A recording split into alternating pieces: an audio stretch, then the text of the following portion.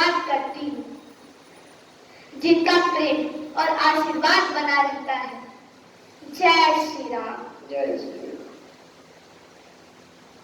मेरे जीवन का महत्वपूर्ण लक्षण है राम कथा। मैं बड़ी होकर राम कथा करना चाहती हूँ। अभी तो मैंने बस शुरुआत ही की है। राम कथा का एक ही जान पाई, ज़ैड तक पहुंचने में काफी समय लगेगा, परंतु आप मेरे प्रभु की कृपा तो देखिए, वो मुझ अज्ञानी से कथा करवा रहे हैं। मेरा राम की कृपा से सब काम हो रहा है। मेरा राम की कृपा से सब काम हो रहा है। करती हूँ मेरी राघव, करती हूँ मेरी राघव, और मेरा नाम हो रहा है। मेरा राम की कृपा से सब काम हो रहा है। मेरा राम की कृपा से सब काम हो रहा है।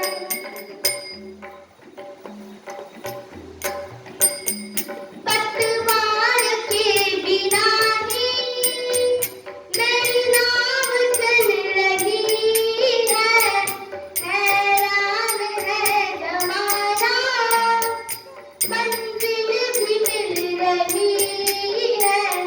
पतवार के बिना ही मेरी नाव चल रही है। हैरान है जमाना, मंजिल भी मिल रही है। करती नहीं हूँ कुछ भी, मैं करती नहीं हूँ कुछ भी, और सब काम हो रहा है। मेरा राम की कृपा से सब काम हो रहा है। राम के कृपा से सब काम हो रहा है।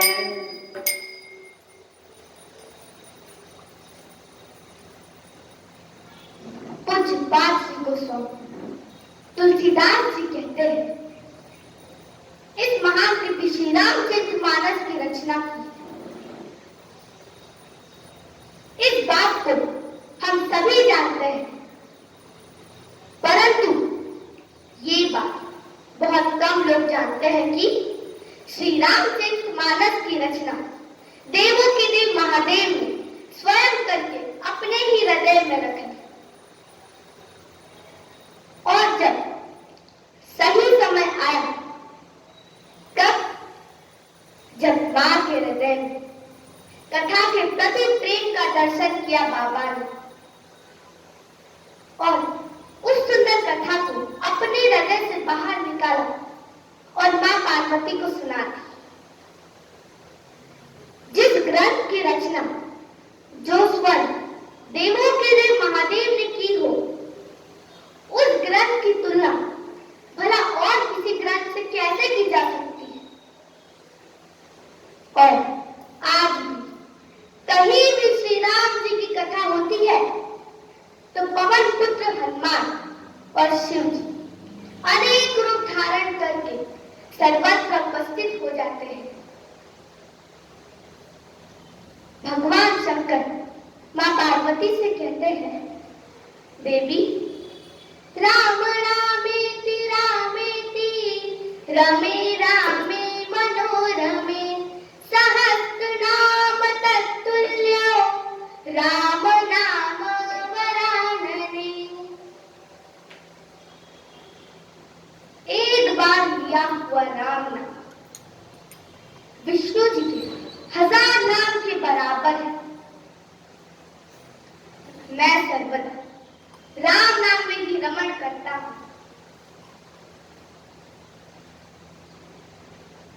किस नाम के सहारे पवन पुत्र हनुमान भक्तराज का पद पाया है। केवल सबरी, विभीषण आदि अनेक भक्तों ने श्री राम नाम को रट के ही मोक्ष पाया है। देवों के देव महादेव के ईष्ट कौन है बताइए? राम जी। और राम जी के प्रभु कौन है? शिव जी। दोनों एक दूसरे से प्रेम करते हैं, दोनों एक दूसरे की भक्ति करते हैं, दोनों एक दूसरे के हृदय में विराजमान है। आज मैं प्रभु राम की कृपा से भोलेनाथ और मां पार्वती के विवाह की कथा करने जा रहे हैं। मेरी उम्र के हिसाब से मुझे इसका अनुभव नहीं है और ना ही मैंने इसकी शिक्षा ली है, बस घर में ही अभ्यास किया है। और यदि इसे बोलने में कुछ गलतियां हो जाए या फिर कोई शब्द आगे पीछे चले जाए तो आप सभी मुझे बच्ची समझकर क्षमा करें। जय श्री राम। जय श्री राम। आइए अभी हम सभी भक्ति भाव के साथ इस विवाह में शामिल होते हैं। हर हर महादेव। हर हर महादेव। आलस ना करिए, हाथ ऊपर करिए। हर हर महादेव। महादेव। पार्वती मैया जब पिछले जन्म में सती मैया प्रजापति दक्ष की पुत्री थी, शिव जी के मना करने पर भी सती मैया अपने पिता के घर यज्ञ में पहुंची। पिता द्वारा अपने पति के अपमान को सहन नहीं कर पाई। तब सती जी योग अग्नि में अपने शरीर को जला के भस्म कर दिया।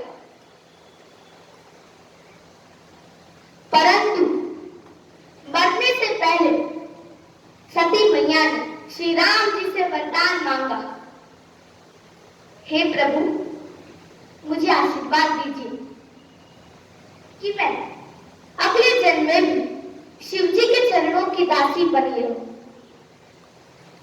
तब राम जी बोले, मतलब अगले जन्म में भी दक्ष की पुत्री?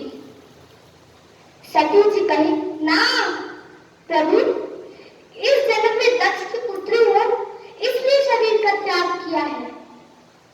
आप मुझे पत्थर की बेटी बना देना वो स्वीकार है, लेकिन दक्ष की बेटी कदापि नहीं बनाइएगा। तब राम जी कहे, तथास्तु। इसी सती मैया का अगला जन्म हिमाचल जी के घर में उनकी बेटी पार्वती मैया के रूप में हुआ। बोलिए पार्वती मैया की जय। पार्वती मैया का जन्म हिमाचल जी के घर हुआ और जब से मैया का जन्म हुआ तब से उस सुंदर पर्वत पर सारी सिद्धियां आ गई। वहां मुनि लोग आश्रम बना के रहने लगे। वहां मनियों के खाने प्रकट हो गए। लोग शत्रुता बुलाकर आपस में प्रेम से रहने लगे। और जब से मैया का जन्म हुआ है तब से रोज मंगल उत्सव होने लगा। और जब नारद जी को ये समाचार मिला तो उनसे रहा नहीं गया। वो पहुंच गए माता के दर्शन के लिए। और जब नारद जी हिमाचल जी के घर पधारे तो पर्वतराज ने उनका बड़ा आदर सत्कार किया। उनके चरण धोकर उत्तम आसन पर बैठाया और अपनी पत्नी के साथ उनके चरणों में सिर नवाकर कहा, आज हम धन्य होकर ईश्वर, आज आप हमारे घर पधारे, कृपा कर हमारी पुत्री को आशीर्वाद दे। हिमाचल जी ने पुत्री को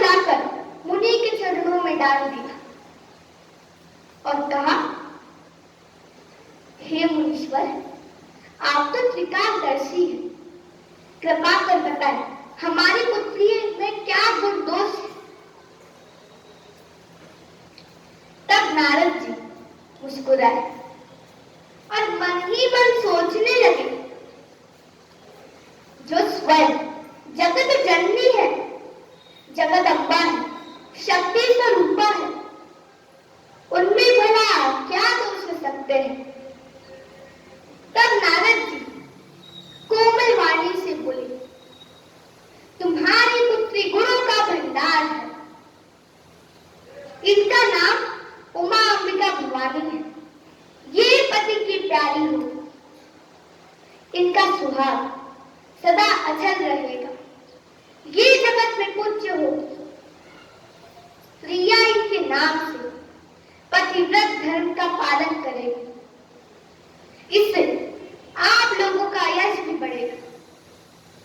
परंतु पर्वतराज सुनो, इसके साथ ही तुम्हारी कन्या में कुछ दोष भी है, वो भी सुन लो। अगुण अमान, मातु पितु हीना, उदासीन सब संशय छीना। नारद जी कहते हैं, तुम्हारी कन्या के भाग्य में जो वर लिखा है वो गुणहीन मानहीन होगा। उसके माता पिता नहीं होंगे, वो योगी होगा, लंबी जटाओ और वो अमंगल वेश वाला होगा। ऐसा पति मिलेगा।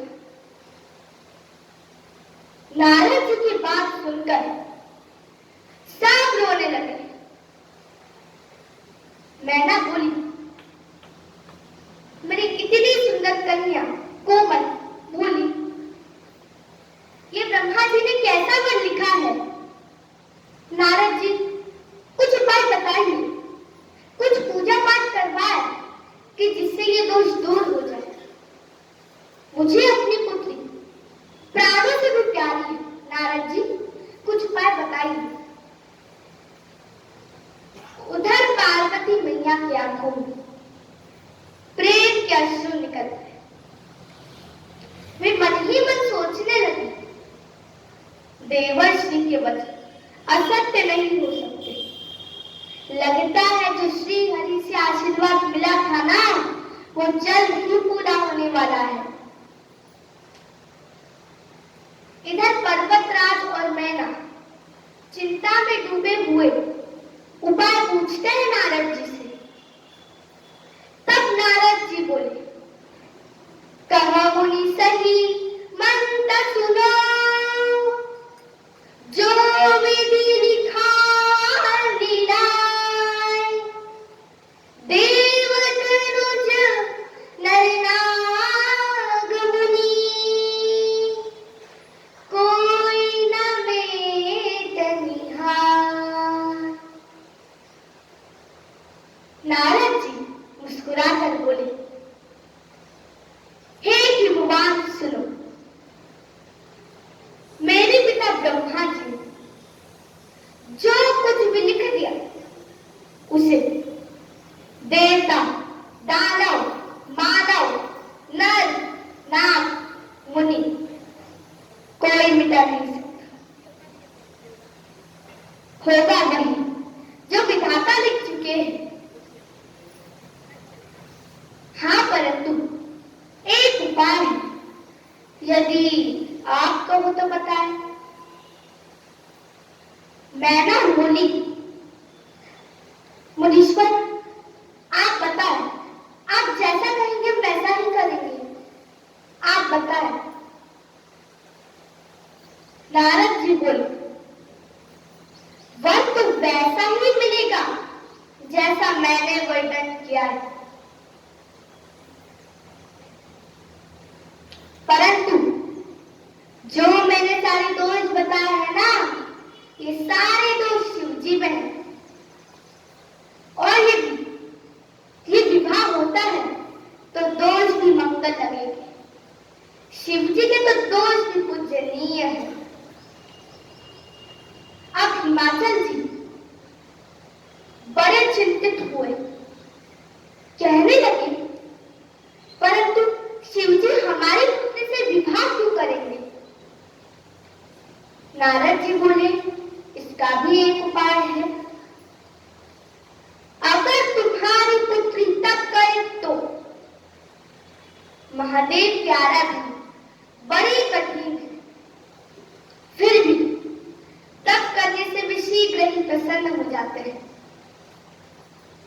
वे शरणागतों के दुखों को नाश करने वाले कृपा के समुद्र हैं। त्रिपुरारी ही होनहार को मिटा सकते हैं। ऐसा कहकर नारद जी मां पार्वती को आशीर्वाद देकर ब्रह्मलोक को चले गए। परंतु मां तो मां है। वे दुखी होकर बोली, मेरी पुत्री के समान वर, घर, उत्तम कुल मिले तो ही ये विवाह होगा, अन्यथा मेरी पुत्री कुमारी रहे तो चलेगा। मैं अपनी पुत्री को कष्ट में नहीं देख सकती।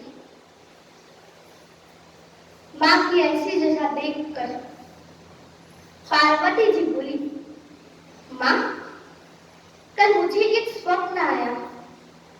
ब्रह्मा जी ने मुझे उपदेश दिया, तप के बल से ब्रह्मा संसार को रचते हैं, तप के बल से विष्णु संसार का पालन करते हैं, तप के बल से शंभु संसार का संहार करते हैं, और तप के बल से शेष जी पृथ्वी को धारण करते हैं।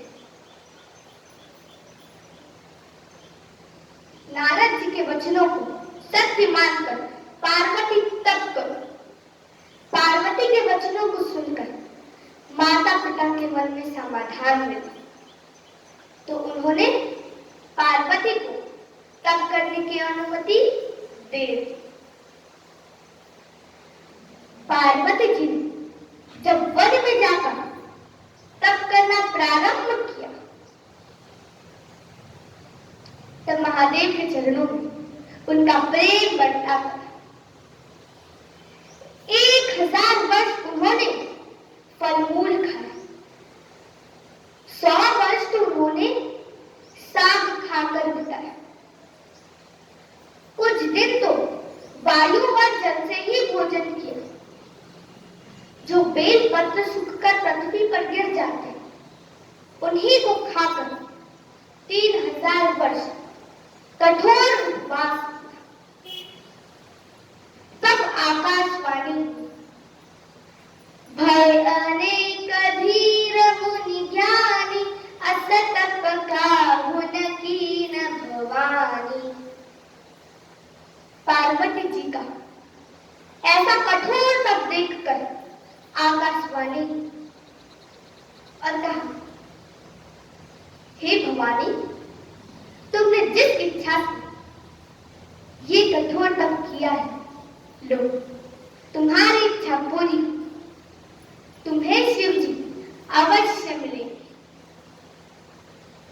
परंतु हे भवानी, आज तक ऐसे बहुत मुनि ज्ञानी हुए हैं, परंतु जिस प्रकार से तुमने तप किया है, ऐसा कठोर तप आज तक किसी ने नहीं।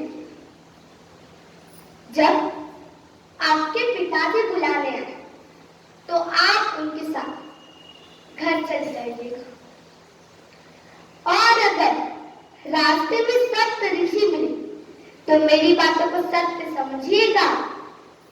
ये वाणी सुनकर माता बड़ी प्रसन्न हुई।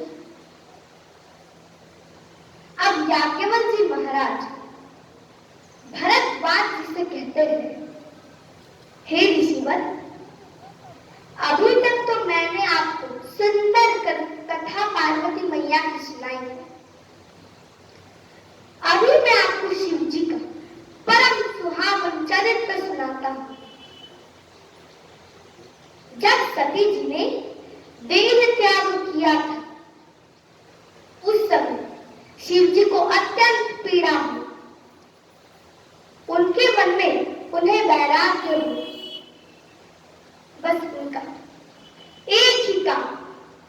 राघव जी के नाम का जप करना था।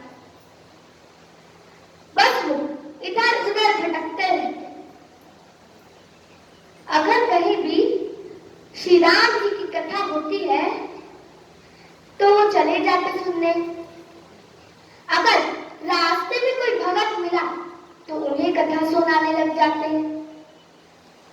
बस इसी प्रकार श्री राम जी को हृदय में धारण करके शिव जी ध्यान में मस्त होकर पृथ्वी पर घूमने लगे।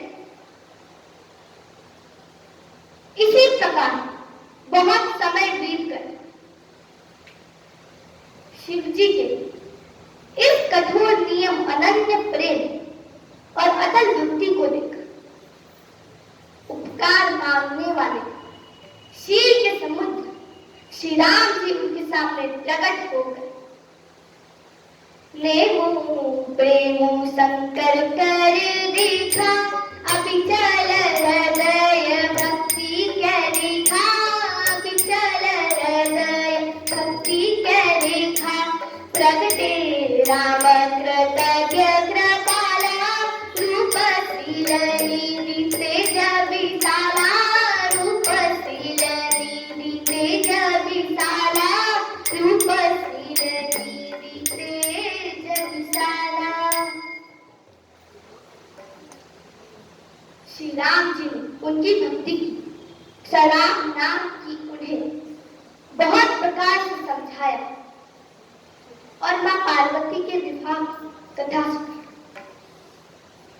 फिर राम जी बोले, कहिए बाबा कथा कैसी लगी? बाबा कहते हैं, प्रभु जब वक्ता इतना सुंदर, इतना रसीला हो तो कुछ भी सुना दे, कानों में अमृत सा घुल जाता है। और वाणी इतनी मीठी, हृदय मिश्री बन जाता है। फिर राम जी बड़े प्रेम से बोले, बाबा मैंने आपको इतनी सुंदर कथा सुनाई है, कुछ दक्षिणा नहीं देंगे क्या? तब शिव जी बोले, प्रभु क्या चाहिए आपको? तब राम जी बोले, अब बिनती मम सुनहु शिव, जो पर निज नेहु, जाय विबाहु सैल जही, यही मोहि मांगी देहि। श्री राम जी बोले, मेरी एक विनती है आपसे, यदि मुझ पर आपका इतना स्नेह है तो आप जाकर पार्वती जी से विवाह कर लीजिए। तब शिव जी बोले, कह शिव जदपि उचित अस नाही, नाथ वचन पुनि में दिन जाही, सिया राम जय राम, जय जय राम, सिया राम जय राम, जय जय राम। मातु पिता गुरु प्रभु के बानी, बिना ही विचार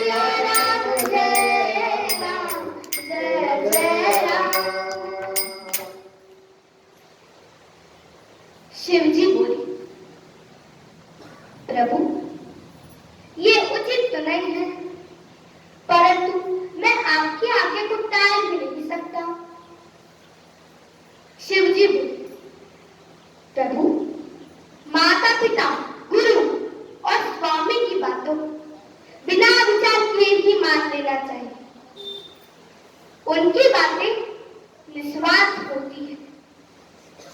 वो जो कुछ भी कहे उसी में अपना भला होता है। शिव जी, प्रभु आप तो परम हितकारी हैं। आपकी आज्ञा शिरोधार्य है प्रभु। तब राम जी अंतर ध्यान हो गए। उसी समय सप्त ऋषि पहुंच गए बाबा के पास। बाबा ने सप्त ऋषि को मां के प्रेम का परीक्षण करने भेजा। अब सप्त ऋषि गए और कहते हैं कि शैल कुमारी, तुम किसके लिए इतनी कठोर तपस्या कर रही हो? वो भी उस नारद के कहने पर। नारद के कहने पर तो दक्ष के पुत्र घर छोड़कर चले गए। चित्रकेतु के घर को नारद ने ही चौपट किया है। जो नारद की बातें मानते हैं ना, वो सब घर छोड़कर भिखारी बन जाते हैं। और नारद का कपट तो देखो, वो शिव के लिए तपस्या करवा रहा है। तुम जानती हो शिव को? उदासीन, बुरे वेश वाला, नंद कपालों की माला पहनने वाला, सांपों को लपेटे रखने वाला, और भीख मांगकर खाते हैं वो। कहीं भी सो जाते हैं। जब खुद भीख मांगकर खाएंगे तो तुम्हारा तो पेट भरेंगे। आप जैसी सुंदर कन्या के लिए एक सुंदर, पवित्र, दोषों से रहित वर है। लक्ष्मी जी के स्वामी बैकुंठपुरी में रहते हैं। अगर आप कहो तो आपसे मिलवा दे। ऐसे अनेक उल्टी सीधी बातों के पश्चात है। तब मां पार्वती हंसकर उन्हें समझाते हुए बोली, ऋषिवर, जिस प्रकार सोना पत्थर से उत्पन्न होता है और जलने पर भी अपना स्वभाव नहीं छोड़ता, वैसे मैं भी पर्वत से उत्पन्न हुई। मेरा हट नहीं छूटेगा, चाहे घर बसे या उजड़ जाए। आपसे पहले मेरे गुरु जी नारद जी, अगर उनसे पहले आप मिल जाते तो मैं आपकी बात अवश्य मान लेती। परंतु अब मेरा मन शिव जी के चरणों में रंग गया है। अब गुण दोषों का क्या विचार करें? तब मुनियों ने मां के प्रेम का परीक्षण को देखा और जय जयकार लगाते हुए बाबा भोलेनाथ के पास गए। भोलेनाथ को पूरी कथा सुनाई। मां का प्रेम सुनते ही शिव जी बड़े आनंद मग्न हो गए और राम जी का ध्यान करते हुए समाधि लगा बैठे। उसी समय तारक नामक एक असुर, उसने देवता से सारी संपत्ति छीन ली। सारे देवता उससे हार गए और फिर वे सब दुखी होकर ब्रह्मा जी के पास गए। ब्रह्मा जी ने कहा,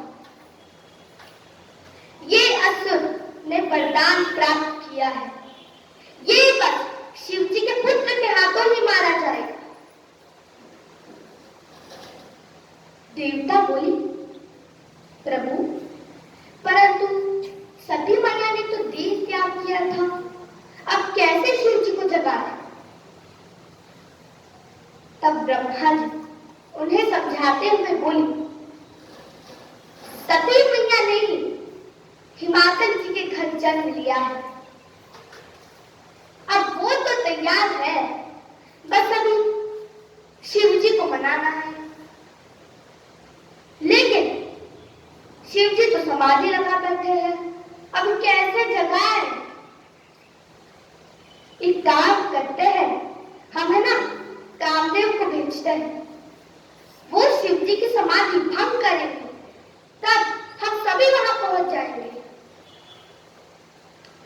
महादेव गए और जैसे शिव जी पर नजर पड़ी उन्हें देखकर डर गए, पर अभी वापस भी कैसे जाए।